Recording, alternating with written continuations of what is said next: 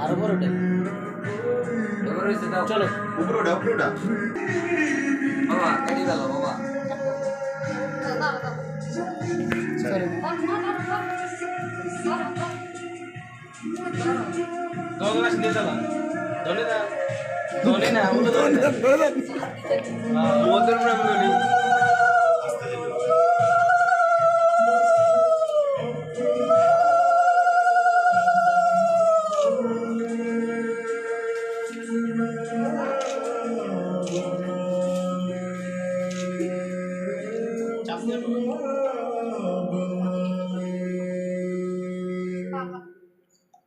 আমাকে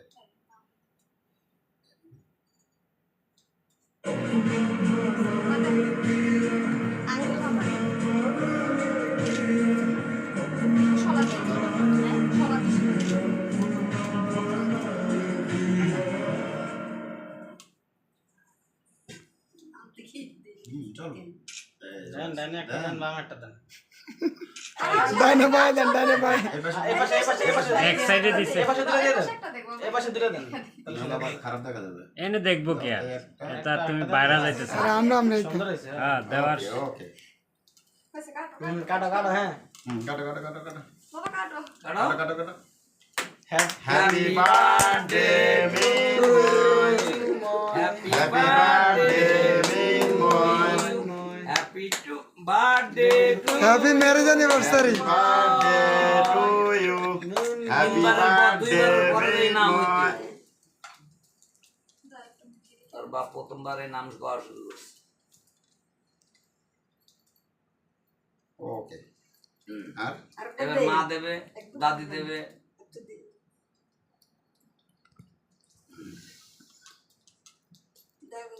ওকে আর এবারে দিলে এবার আন্টি দিব বা শেষ এরপরে নিজে নিজে গাইব ওকে 12 বার্থডে নাকি মামা কিছু বাসর দেন 21 দেন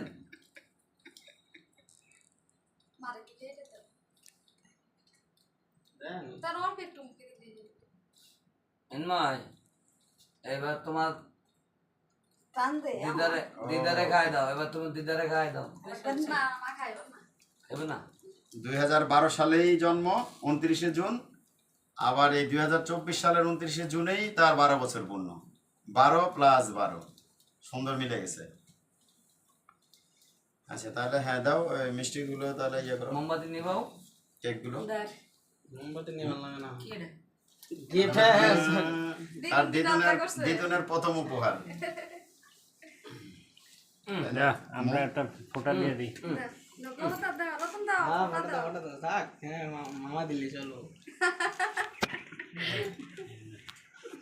আমি একটা দান আমি একটা দান দিই মাথায় আশীর্বাদ লাইভ চলে মামা কি লাইভ করলেন না হ্যাঁ লাইভ চলতেছে কথা গান কই লাইভ ভিডিও লাইভ ডিরেক্ট মে টাকা আমি দিব তো ফেসবুক এটা পরে সামনে গান লাগাই দিও লাভ না পরে মানুষের কপি করলে কপিরাইট ধরে নাও মিটে চলো ওকে এবার তোমার সারপ্রাইজ এবার তোমার সারপ্রাইজ না না মিনময়ের মামনি দিয়েছে কি মিনময়ের মামনি দিয়েছে চমৎকার একটা জিনিস সেটা মিনময়কে আগে বলতে পারবো বলো তো দেখি বলো বলতে পারো না এই যে তোমার মুখ দিয়ে বলো দেখি কি হতে পারে দেখো তো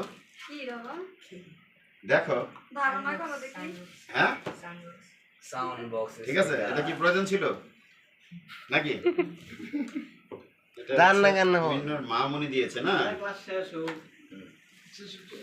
হ্যাঁ, সুন্দর আর তুমি কিছু বই তারপরে তোমারটা দেখাও এরপরে বইগুলো পরে দেখাই এই যে, এটা স্যার এটা কি মিনময় কি হতে পারে দেখো তো কি এটা কি হতে পারে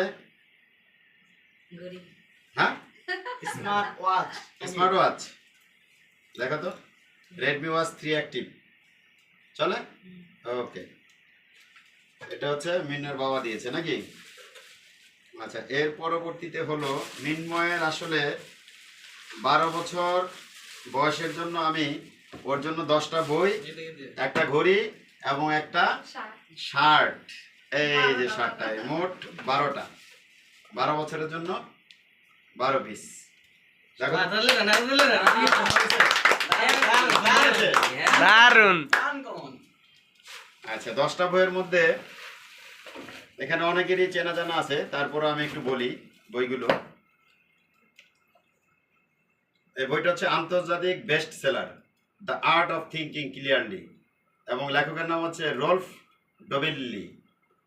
ঠিক আছে, অর্থাৎ পুরোপুরি সম্পূর্ণভাবে যে চিন্তা করবা এবং যে চিন্তা করে কাজ করবা সেই চিন্তাযুক্তগুলো এখানে দেওয়া আছে।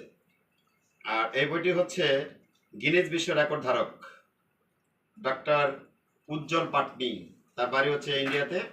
জিতুন বা হারুন, তৈরি থাকুন। ঠিক আছে, অনেক কিছুতে জিততেও পারো, হারতেও পারো, কিন্তু ধৈর্য সহকারে কাজ করতে হবে। এই বইটি হচ্ছে সুখ ও সমৃদ্ধি অর্জনের 7টা সূত্র, strategies for wealth and happiness, কিভাবে জীবনে সুখী হওয়া যায় সেই কথাগুলো লেখা, জিম রনের লেখা, হ্যাঁ, আমেরিকান লেখক। শিব খেরা, একসময় সে আমেরিকার অর্থমন্ত্রী ছিলেন এই লেখক। ইচ্ছে থাকলেই মুঠ হয়ে যায়, যে কোনো জিনিস ইচ্ছে থাকলেই জয় করা যায়। How to stop worrying and start living, এটা হচ্ছে ডেল কার্নেগি, বিখ্যাত লেখক। ঠিক আছে, সে মানুষকে বিভিন্ন ধরনের উপদেশ দিয়ে থাকে, মানুষ কিভাবে হ্যাঁ ভালো পথে অনুসরণ করতে পারে সেই কথাগুলো লেখা থাকে, হ্যাঁ, ওই বইটি পড়লে।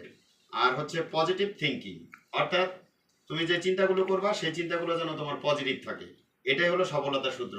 এটাও একজন ইন্ডিয়ান লেখক, যোগিন্দর সিং।